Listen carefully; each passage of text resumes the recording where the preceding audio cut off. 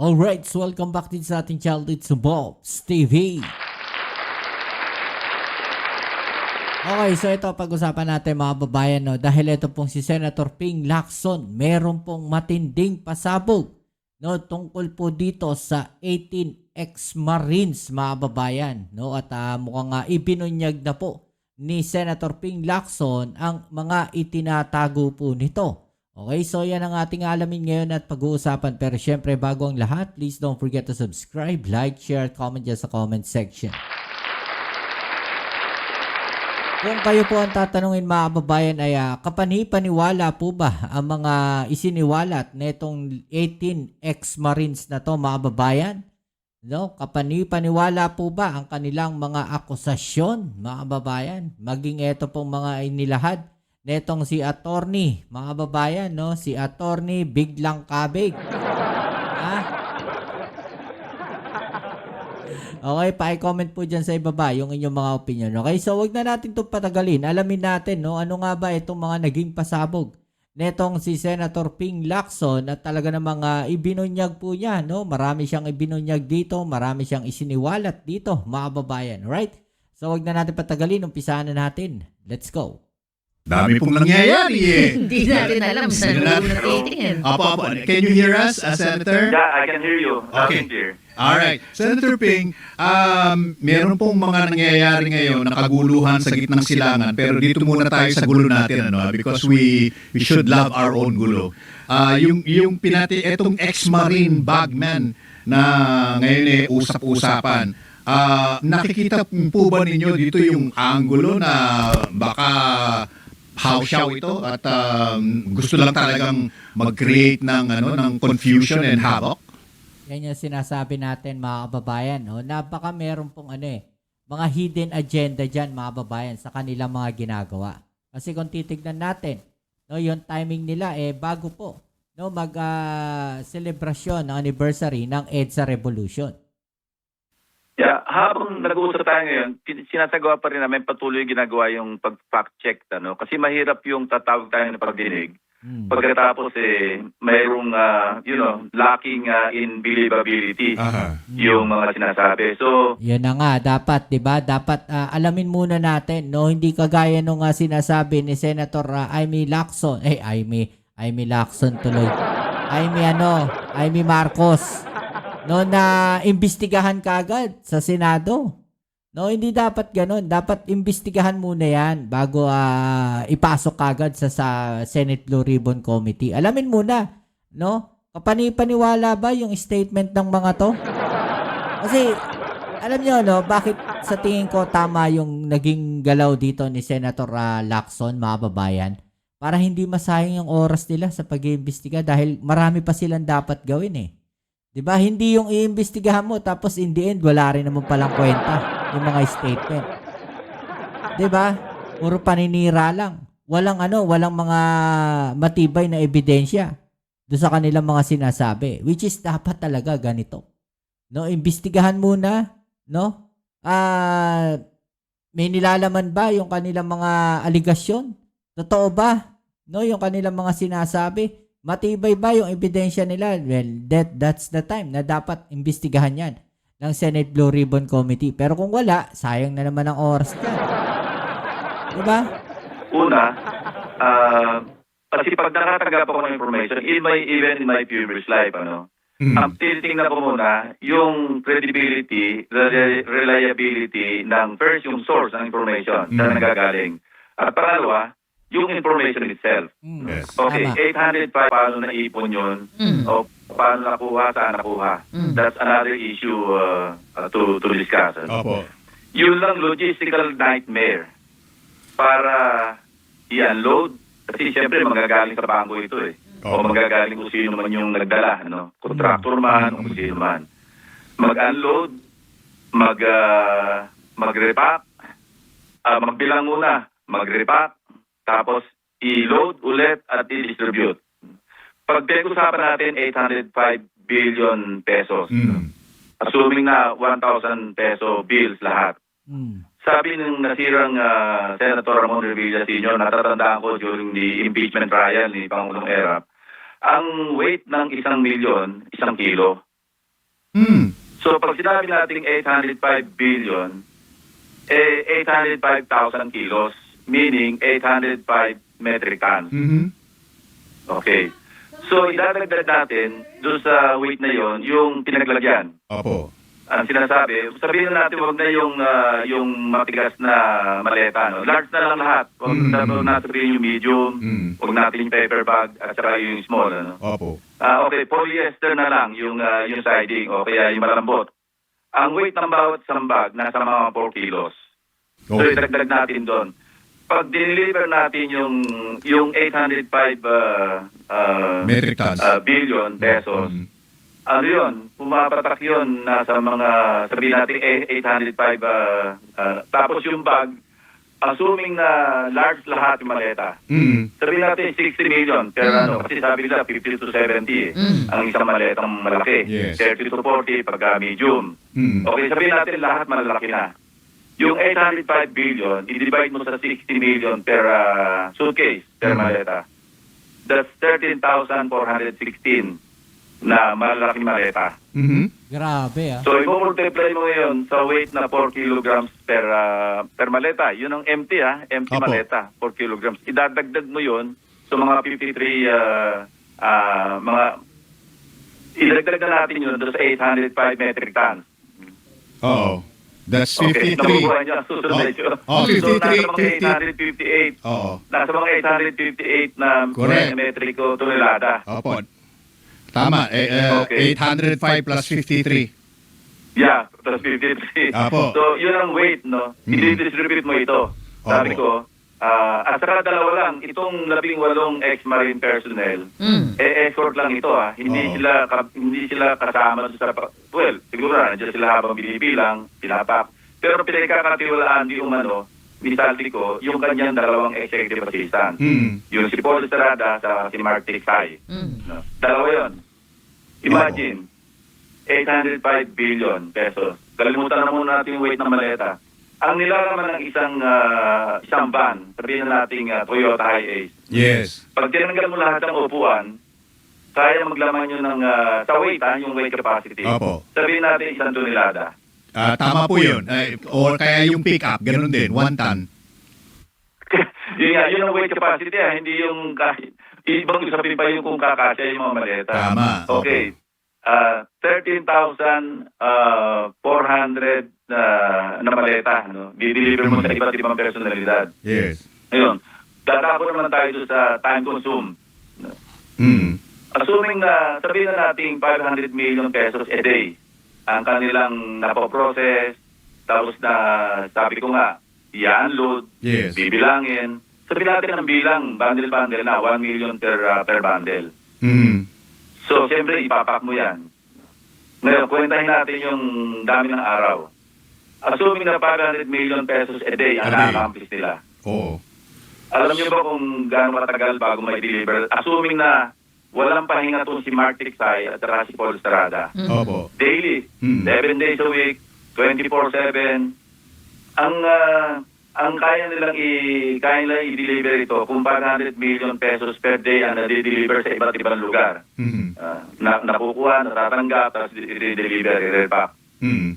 5.5, parang nasa mga 5.5 years, no? 5.5 years, sabihin na natin.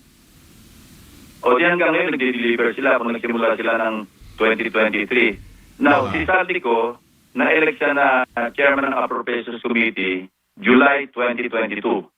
Yung pagkapanalo ni President Bongbong kasi naging speaker si Speaker Romualdez. Nag-resign siya January 2025. Mm. Okay, assume na lang natin na meron siyang unlimited at saka full access doon sa 805 billion. Mm. Sabi ko that's another matter, no? Kasi ang 805 billion, ang assumption natin dito, ito yung para sa mga proyekto, di ba, na na-implement. Okay, assume na natin ang ghost, lahat yun. Yung 805 billion pesos worth of ghost projects na. Mm. Huwag na yung merong kasi ang idadagdag natin doon nasa mga 8 to 10%. Kasi hindi sila, maski ghost yan, hindi sila makakaiwas sa liquidating instruments, meaning yung VAT, Oo. siyempre, kukuha yung kontraktor ng maski paano yung profit niya. Mhm. Maski ghost, di ba? Mhm. Kasi, kailangan mo, may kontraktor eh. Okay, dadagdagan mo ngayon ng sabihin natin 9% o 10% para round figure. Mhm. So, yung 805, dadagdagan mo pa yun ng, what? 10% to 80 billion. Oo. So, Dadagdagan mo yun. yeah. Kasi hindi mo pwedeng 805, nagmula sa bula eh. mhm. May pinanggalingan yun eh. Ang pinanggalingan nun, papatungan mo pa ng mga 8 to 10%. Sabi mo nga, para mas madali magkwenta, dadagdagan mo pa yun ng 85. 80 billion. Mhm. So yun ang total na halaga na napunta lang kay Saldi ko pa lamang kasi dinistribute. Kinuha nila ito, sabi niya, dumaan doon sa Valle Verde 6 residence ni Saldi ko. Doon binilang, doon nilipang, etc. Paano yung mga ibang personalidad? Sina Bernardo, Mhm. no? Sina Alcantara, yung BGC Boys. Aha. Sa iba't ibang lugar pa, mga regional directors, hindi na sila kumita. Si Saldi ko na lang ang kumita. Tapos hindi pa yon. Yung 805, sinabi nila, diniliver. Oo. So anong natira kay Saldi ko? Zero? Aha. Ano, messenger lang siya? So we're talking here of trillions of pesos in kickback. Mhm. So saan kukunin? Yeah, that's my point. You're Kasi saying bago physically tayo hindi magsimula kaya. mag-imbestiga, of course, madali sila ilagay on the spot. Mm. Ang sinasabi ko sa mga kasamahan ko, at least sa majority, no? Mhm. Pag sinimulan natin to, at mauwi lang tayo sa pagsasite ng contempt Yes. sa 18, di ba, lalabas pa tayong kontrabida sa Reyna, Ape, or saan natin ilalagay yung 18 na nagsisinungaling? Aha. Kasi doon pa lang, mahirap na ipaliwanag, tayo pa lamang mentally, nagko-compute tayo. Oo. Papaniwalaan mo ba yung, alam mo kung naging 80 billion lang ito? Baka pa. Unbelievable eh. Mhm. Yeah. 805 billion eh. Yes. Isang tao lamang. Pero how do we, Yan ano? ang appropriations committee chairman. Yeah. Baka mamaya biglang bawiin, no? Ano lang pala, 80.5 billion lang. Yan yung sinasabi ko, mga kababayan, no? Na minsan, no, parang ang pangit din, no, na sinasagot yung mga interviews tungkol sa mga ganitong akusasyon. 'Di ba? At maganda rin talaga na bigla na lang, no, na imbestigahan. Kasi doon magkakahulihan eh. Pero sa isang banda, may punto dito si Senator Ping Lacson. Kagaya nga nung sabi natin, no, unang-una, sayang yung oras sa investigasyon. At the same time, pag napatunayan nga, no, na puro kasinungalingan yung kanilang mga sinabi, mga babayan, no, ikukulong yung 18 ex-marines. Diba? So, lalabas nga naman na sila pa yung kontrabida. Tama naman eh, yung sinasabi ni Senator Ping Lacson. Diba? So, talagang malinaw na parang may panggugulo, no, na intensyon dun sa kanilang mga ginagawa, mga babayan. Kasi, mathematically, no, kung iisipin natin, talagang sablay. No, sinabi ko na yan nung una pa lang. Sablay talaga, no, yung kanilang mga sinasabi. Dahil ganun kalaki. 805 billion, mga babayan, ha? Hindi ho biro yan.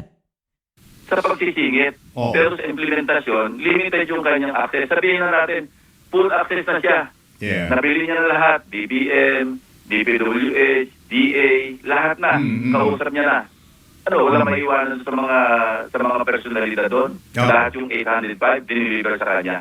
Okay. Senator Ping. That's my point. Opo. Ang ganda, parang dissertation talaga. Hindi di ba? pwede ma-argue mo eh. Sinag-isipan eh. Nagsimula tayo sa 805 billion, nasa 885 billion na po tayo ngayon. But what your argument is that, kung physically imposible na ito, bakit pa nating papatulan? Tama. But then again, Senator Ping, ano pa ang pwede nating gawin short of getting them into the Blue Ribbon Committee hearing? Di po ba? Ano ang pwede nating gawin para once and for all malaman ng lahat kung totoo man na ito'y mga figment of their imagination lang? Ang napaka-importante ngayon, hanapin muna natin si Mark Tiksay at saka si Paul Estrada. Kasi ito yung nabanggit na rin ng mga unang pagdinig. Sila ang importante dahil sila yung pinagkakatiwala ng Saldico. Of course, dapat din malaman natin marinig natin from Saldico. Sa isang maliwanag na pag-testify, hindi yung sa Zoom na naka-post lang sa Facebook or whatever. Opo. Kasi walang evidentiary value yun eh. Yes. Hindi naman yun under oath, di ba? Magsisino pwede mag-post tapos hindi naman mahagilap. Yes po. But again, dahil nga napakaseryoso nung allegation, no? And you're right. I mean, tinitingnan ko po yung mga computation ninyo Hindi na nga pinag-uusapan dito yung van. Baka 40-foot container van na po ang kailangan dito, ano. When you said 500 million a day lang ang pwedeng i-process. But ito po yung question ng lahat eh.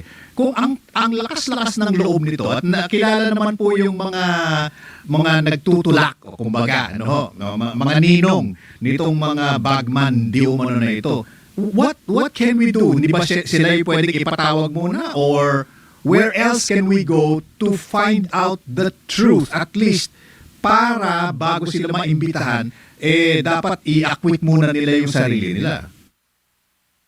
Kalimutan natin yung mga personality involved. Ang sinasabi ko lang yung content ng kanilang salaysay. Yes. Doon pa lang tayo eh.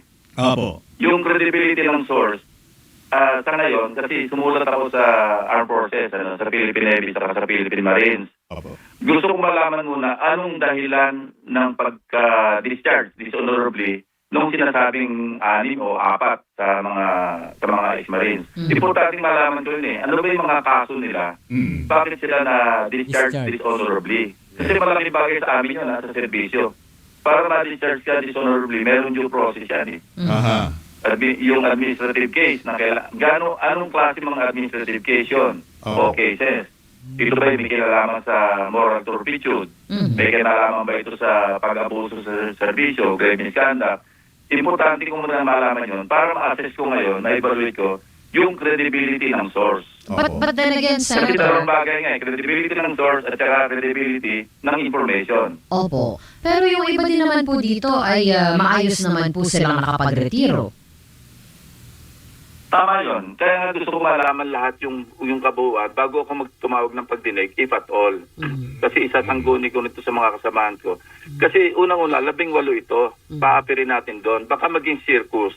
Yeah. Tapos parang nag-imbita kami ng joyride. Alam mo yung joyride? Aha. Na Meron tayong sasakyan eh. Apo, Nag-hitch apo. ka eh. Nang gulo lang. ano. Parang magiging kakatwa naman. Gagawin natin plataforma yung Senado, yung Blue Ribbon Committee. Sa isang bagay na sa pasimula pa lang, Oo. at nakikita na natin yung mga hindi nagkakatugma-tugma. Yes. Yung oo. sabi ko nga, lacking in believability or incredible. Yeah. Bakit pa tayo papatol kung gano'n? Tama po yung inyong sinight na illustration. Kasi now I'm getting it na bakit nagpapasakay, sinakyan mo naman. Parang gano'n, ano po? Di po ba? Totoo. Oo. So, ibig sabihin, sino ngayon ang naloko? Di ikaw. Parang ganon. Pero let's look at the big picture, Senator Ping, if you don't mind.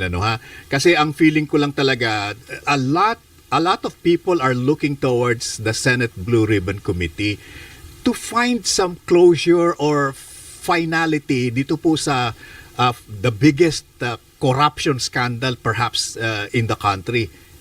From the very beginning, ano po.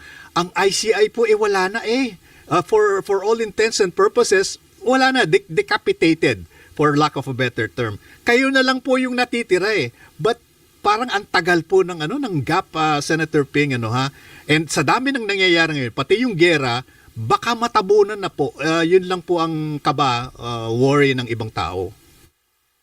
Hindi pwedeng matabunan ito kasi starting September last year, when I started to chair the Blue Ribbon Committee, napakarami na namin na ibahagi sa DPWH, sa DOJ, sa Ombudsman. Kasi habang nagsasagawa kami ng pagdinig, yung pa lamang sa 2 privilege speeches ko, binahagi na namin lahat yung dokumentong nakuha namin doon. Di ba yung nakumpleto yung isang proyekto sa loob ng 17 araw? Opo.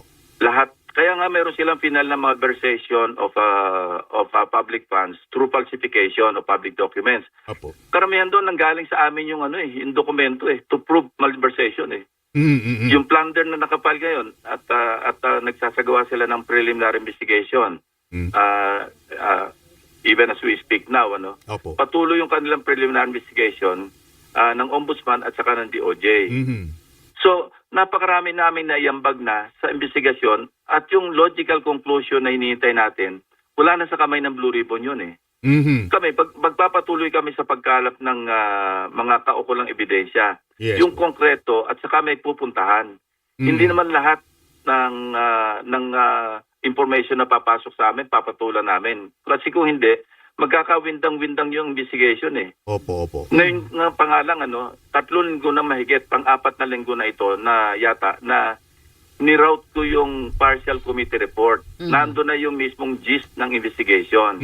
Yung naiwanan na lamang para makumpleto yung aking committee report, para magkaroon ng closure, yung pagdinig sa Blue Ribbon, halos sumayso na lang yon or kung mayroong mga bagong information o ebidensya na papasok.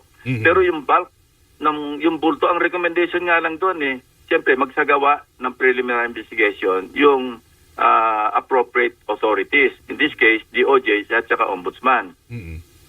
Hindi naman kami parang korte o parang Ombudsman o DOJ na kami mismo magpapile ng information. Hindi pwede yun Opo, Kami, inquiry in aid of legislation and investigation. Doon kami nagsasagawa ng rekomendasyon doon sa portion doon sa aspeto ng investigation.